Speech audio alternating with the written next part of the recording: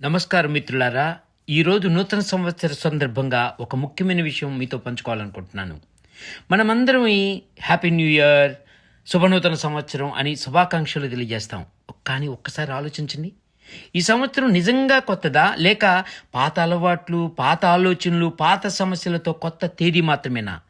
నిజమైన కొత్తదని ఏమిటి? మిత్రులారా, కొత్త సంవత్సరం అంటే కేవలం క్యాలెండర్లో తేదీ మారటమేనా? మనం ప్రతి సంవత్సరం కొత్త తీర్మానాలు చేస్తున్నాం. ఈసారి బాగా చదువుకుంటాను, వ్యాయామం చేస్తాను, కోపం రాకుండా చూసుకుంటాను, మంచి మనిషిగా మారుతాను. కానీ ఏమవుతుంది? కొన్ని రోజుల్లో లేకపోతే కొన్ని వారాల్లో మళ్ళీ పాత అలవాట్లకు తిరిగి వస్తాం. ఎందుకంటే మనం మారటం లేదు, మన మనస్సు మారటం లేదు. మన పాత మనిషిగా ఉంటూ కేవలం క్యాలెండర్ మార్పు, బయట మార్పును కోరుకుంటున్నాం. నిజంగా మారాల్సింది మన మనస్సు. నిజమైన కొత్తదనం అంటే మనం పూర్తిగా సంపూర్ణంగా మారటం, మన ఆలోచన విధానం మారటం, మన జీవన విధానం మారటం. అప్పుడే అదే నిజమైన నూతన సంవత్సరం అవుతుంది. ముఖ్యంగా కొత్త సంవత్సరం ప్రారంభం కావాలంటే మనం చేయాల్సింది పాత సంవత్సరాన్ని పూర్తిగా అంతం చేయటం. మనం ఎంతో భారం మోస్తూ ఉంటాం. పాత జ్ఞాపకాలు, పాత బాధలు, పాత కోపాలు, పాత భయాలు, పాత పశ్చాత్తాపాలు, ఇలా ఇటువంటి సైకలాజికల్ భారాన్ని మైండ్లో మోస్తూ ఎంతో క్షోభకి గురవ్వటమే కాకుండా మనం కొత్తగా జీవితాన్ని అనుభవించలేకపోతాం. ఈ భారం ఉన్నంత వరకు మనం కొత్తగా ఏది ప్రారంభించలేము. గతాన్ని విడిచిపెట్టాలి. పూర్తిగా మన బాధలను పట్టుకొని ఉండకూడదు. అతను నాకు అలా చేశాడు, ఆమె నన్ను బాధ పెట్టింది, ఇవన్నీ విడిచిపెట్టాలి.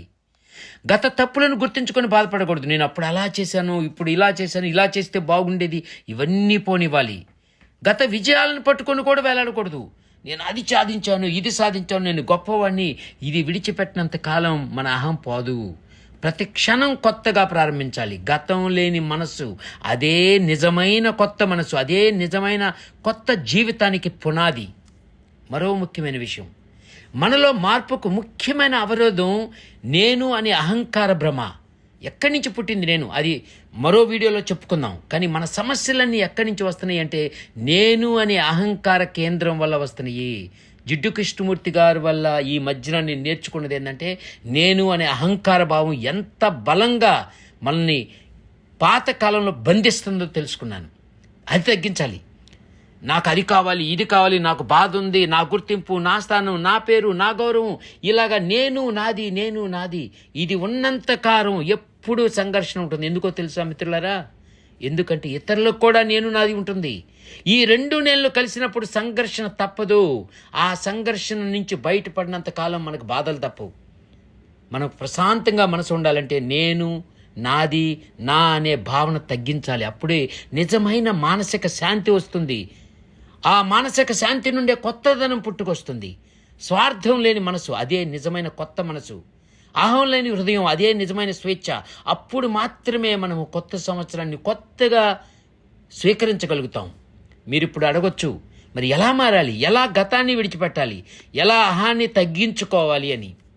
నిజానికి చాలా కొన్ని విషయాలు నిదానంగా చెప్పుకుందాం, ధ్యానం గురించి చెప్పుకుందాం. బట్ సింపుల్గా చెప్పాలంటే నిశ్శబ్దమైన మనసు మాత్రమే గతాన్ని విడిచిపెట్టగలదు. నిశ్శబ్దంగా ఉండటం అలవర్చుకోవాలి. మన మనసు ఎల్లప్పుడూ ఆలోచనలతో గజిబిజిగా ఉంటుంది. గతం గురించి, భవిష్యత్తు గురించి ఎప్పుడు ఆలోచనలు గజిబిజి, ఎప్పుడు ఆలోచనలు గందరగోళం, అది ఎలా చేయాలి, ఇది ఎలా చేయాలంటూ. కానీ మనసు నిశ్శబ్దంగా ఉన్నప్పుడు మాత్రమే మనం కేవలం చూడగలుగుతాం. ఎటువంటి తీర్పు లేకుండా చూడగలుగుతాం. కేవలం వినగలుగుతాం. ఎటువంటి పక్షపాతం లేకుండా ఇతరులను వినగలుగుతాం. కేవలం జీవితాన్ని అనుభవించగలుగుతాం. ఎటువంటి భయం లేకుండా అనుభవించగలుగుతాం. అప్పుడు కదా నిజమైన కొత్తదనం మన జీవితంలోకి వచ్చేది. ధ్యానం, నిశ్శబ్దం, ఎరుక, ఇవే నిజమైన మార్గాలు. వీటన్నిటి గురించి నేను రాబోయే వీడియోలో చెప్పుకుందాం. చివరిగా అత్యంత ముఖ్యమైన విషయం, ప్రస్తుతంలో జీవించటం. ప్రస్తుత క్షణంలో పూర్తిగా జీవించాలి. వీలైతే ఎకార్ట్ టోలే గారి ద పవర్ ఆఫ్ నౌ చదవండి. Wonderful book. గతం పోయింది, దాన్ని విడిచిపెట్టండి.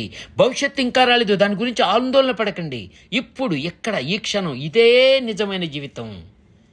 ఎప్పుడు గతంలో ఉండి భవిష్యత్తులో ఉంటాం, కానీ మన ప్రస్తుతంలో ఉండటం మర్చిపోయాము.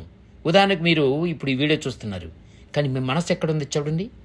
తర్వాత ఏం చేయాలి, అంతకుముందు ఏమైంది, వెంకట గారు అంతకుముందు ఏం చెప్పారు, ఇంకా ఏం చెప్పబోతున్నారు ఫ్యూచర్లో, ఇలా ఆలోచిస్తూ ఉంది. ప్రస్తుతంలో పూర్తిగా లేరు మీరు. ఈ క్షణాన్ని పూర్తిగా జీవించగలిగితే, ప్రతి క్షణం కొత్తదిగా అనుభవిస్తే, అదే నూతన సంవత్సరం, అదే నిజమైన స్వచ్ఛమైన జీవితం, కొత్త జీవితం.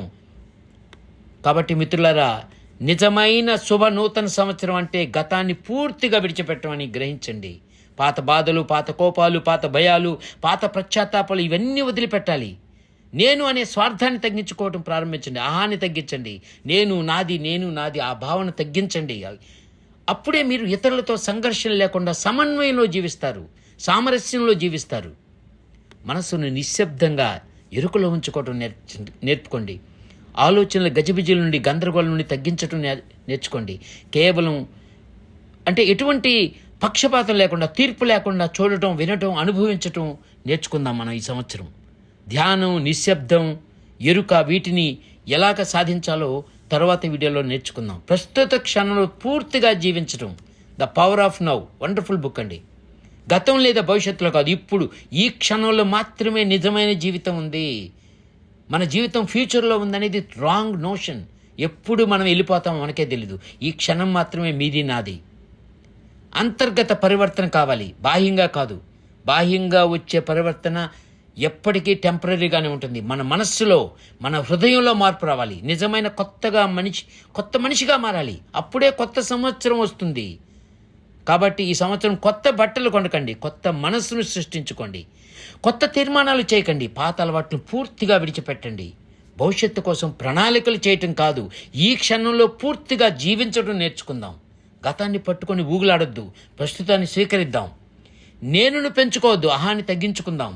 ఇదే నిజమైన నూతన సంవత్సరం అంటే, నిజమైన నూతన జీవితం అంటే మీకు, మీ కుటుంబాలకు. కేవలం శుభనూతన సంవత్సరం, హ్యాపీ న్యూ ఇయర్ కాదు, సంపూర్ణ అంతర్గత పరివర్తన కలగాలని హృదయపూర్వకంగా కోరుకుంటూ మీ ఎన్ఆర్ఐ వెంకట్.